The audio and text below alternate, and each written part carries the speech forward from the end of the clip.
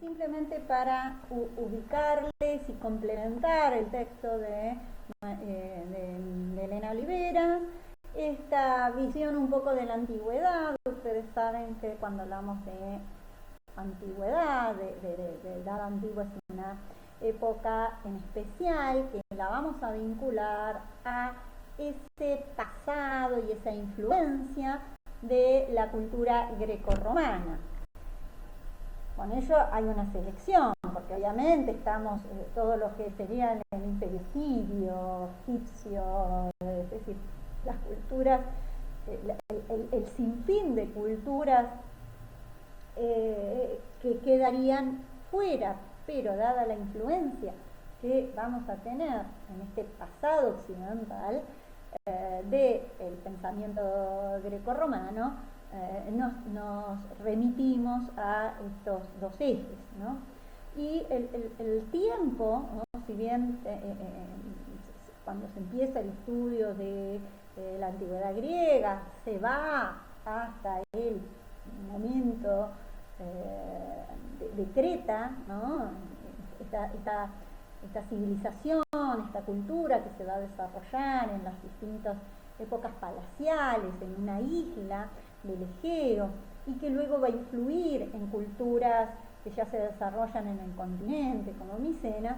Vamos a ubicar a partir de la cronología que los mismos helenos van a plantear, los mismos atenienses van a plantear, a partir del siglo VIII, que coincide con 776 a.C., cuando se celebra la primera Olimpiada, y el comienzo de lo que se considera ese modo de contar el tiempo por parte del calendario griego. Estos primeros periodos ligados más a tiranías, luego batallas, y vamos a ir llegando rápidamente al siglo V, es el siglo conocido como siglo de Pericles. Obviamente que Pericles fue un gobernante que no vivió 100 años, pero sí ligado al esplendor de Atenas, que logra vencer y consolidarse como una ciudad dominante respecto a las otras ciudades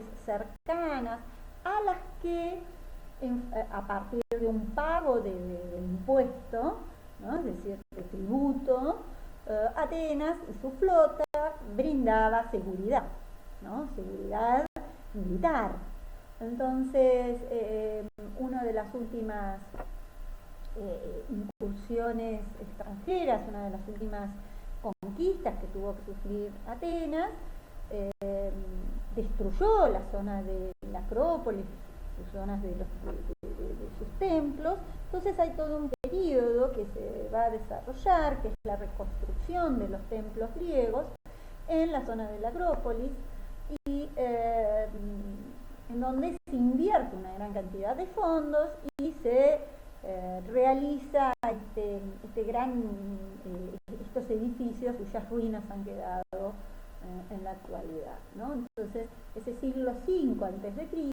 fue conocido como siglo de oro, periodo clásico, en donde se desarrollan construcciones que van a influenciar en el arte contemporáneo, en el arte y que van a marcar, doy el ejemplo del canon de Policleto, que van a marcar un modo de concebir lo que es la belleza, ¿no? Decíamos que lo bello y el arte, la belleza y el arte no estaban unificadas como sí lo van a estar en la edad moderna, pero la belleza en ese mundo clásico va a estar ligada a la armonía, a la simetría, al orden, a la claridad, ¿no? Características que las podemos observar tanto en un edificio arquitectónico, como en una escultura, como en una pintura, ¿no? Obras de tipo mimético, obras cuya mímesis no implica que sean copias, porque si estamos hablando de un canon, estamos hablando de una idealización. ¿Sí? ¿Qué quiere decir?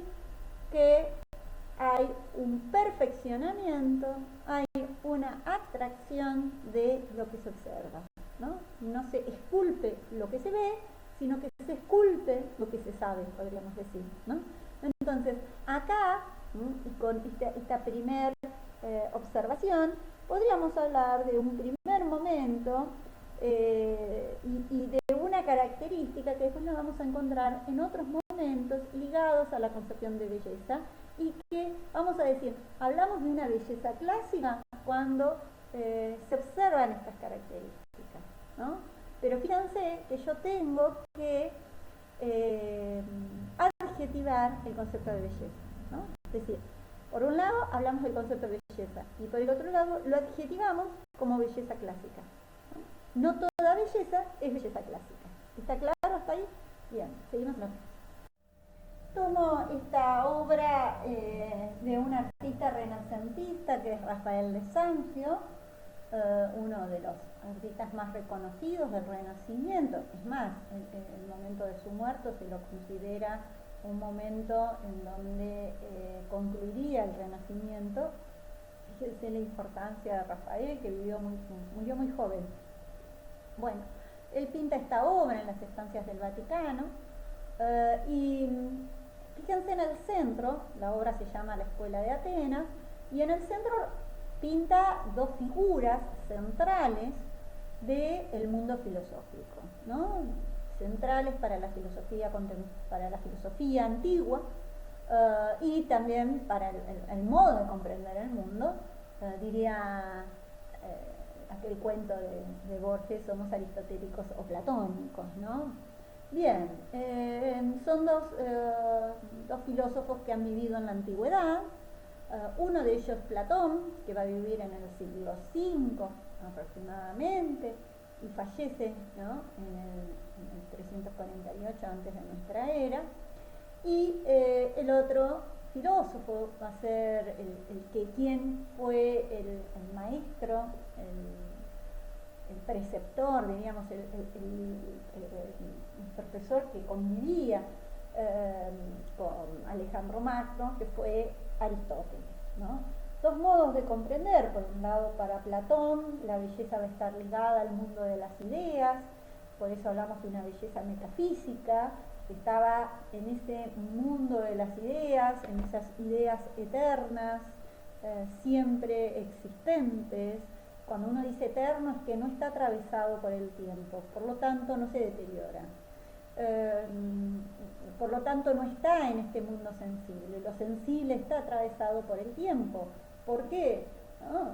Todo aquello sensible se va deteriorando. Entonces eso sería imposible de conocer. Hay un mundo que es el mundo suprasensible, es ese mundo de las ideas, en donde funcionaría estas ideas. Serían las almas las que han visto, ¿no?, esas ideas, y que han caído, aquellas que no han llegado a tener ese recorrido, han perdido sus alas y han caído a este mundo. Entonces, a partir del recuerdo, a partir de la reminiscencia, del mito de la reminiscencia, como lo explica en el Fedro, las almas irían recordando aquellas ideas, para así le van creciendo las alas y vuelven a salirse de esta cárcel que es el cuerpo y a llegar y a volver a ese mundo de las ideas. Para Aristóteles no sería así, fíjense la mano que está señalando aquí, sino que va a hablar de estas cuatro causas, en donde va a tratar de conocer a partir ya observando este mundo, observando estas entidades, estos objetos que nos rodean, y en función de ello escribe un texto, que es el texto más ligado al pensamiento estético, que es el texto que se llama Poética, en donde va a hablar sobre un análisis que va a ser de obras teatrales, de obras de arte, y observa ciertas características que tienen que ver con estas cuatro causas, ¿no? La causa formal, esa forma que no tiene que ver con la forma que se observa, sino con la, podríamos decir nosotros en otro término, y que no es un término utilizado por Aristóteles, que tiene que ver más con la estructura, ¿no? Con aquello que sostiene y que tiene que ver con la esencia de ese objeto. Entonces, dos íconos, dos claves, dos hitos para pensar el mundo antiguo, el pensamiento del mundo antiguo, y en ese pensamiento del mundo antiguo, qué concepción de belleza y de arte fueron desarrollando en la antigüedad. Luego ya nos iríamos a la Edad Media para pensar en las distintas épocas de la Edad Media, pensando que la Edad Media, digamos, del siglo V al siglo XV. Ahí sí. La Edad Media, que hay que analizarla en la complejidad. Si bien a nosotros nos va a interesar el momento y el periodo que iría desde esa caída de la unidad que implicó el Imperio Romano, de Occidente, piensen que el Imperio Romano de Oriente va a quedar existiendo y va a quedar unificado en estos 1000 años, ¿no?, que duraría la Edad Media.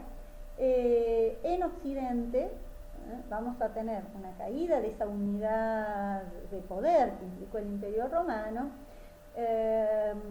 invasiones, una primera época de invasiones de pueblos del norte, de otros pueblos que iban invadiendo estas ciudades que quedaban desprotegidas, una búsqueda de protección, aquello que deben recordar de la escuela secundaria o de la escuela primaria, cuando analizaban un modo de comprender la sociedad, que fue a partir de una economía feudal, de una sociedad feudal, una sociedad estamentaria, una sociedad en donde no hay movilización social, una sociedad rural eminentemente, en donde se define por la propiedad de la tierra, y ese señor feudal pasa a ser no solamente dueños de la tierra, sino también dueños de aquellos que vivían arriba.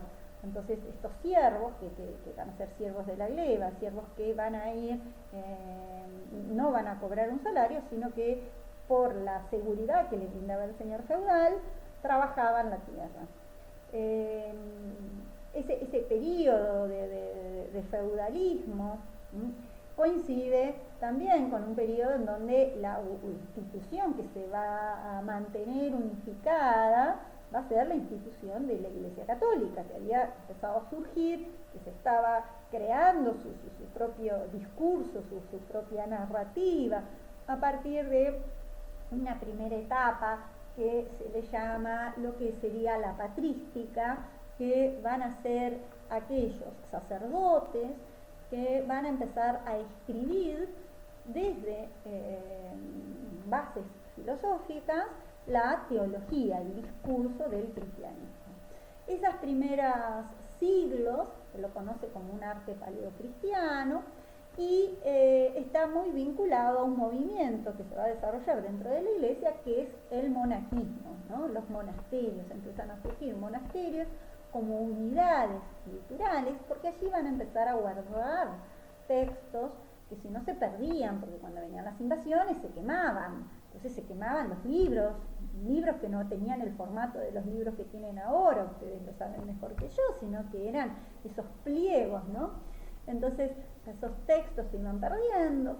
Entonces los monasterios pasan a ser estos centros culturales, estos centros en donde se copiaban los textos, en donde se recuperan esos textos de la antigüedad.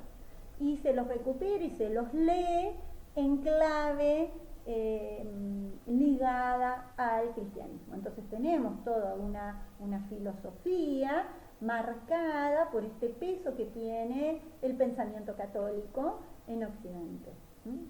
En tanto que también para pensar en la complejidad de la Edad Media hay que, entonces por el otro lado, decíamos que teníamos este Imperio Romano de Oriente más ligado al Imperio Bizantino, y por el otro lado tenemos también a partir del siglo VII la presencia de otra religión de libro también. Religión de libro me refiero porque la Iglesia Católica se basa en la Biblia, como su antecedente, que es la religión como el judaísmo, que también se basa, es decir, recuperan los textos, ¿no? Y que es el Corán, en el caso de esta otra religión que es el Islam, ¿no? ¿Por qué lo menciono? Porque bueno, el Islam va a ir ocupando territorio y va a complejizar esta Edad Media. Pensemos que en España estaba concluyendo, ¿no?, todo un periodo de reconquista de su territorio por parte de los llamados reyes católicos en el siglo XV, ¿no?, que era expulsar a estos pueblos, ¿no?, que eran considerados, estos pueblos árabes, el Islam entonces era considerada esta reconquista como una reconquista ligada a guerras de religión, ¿no?, porque era una reconquista católica, era una reconquista de fe, podríamos decir, ¿no?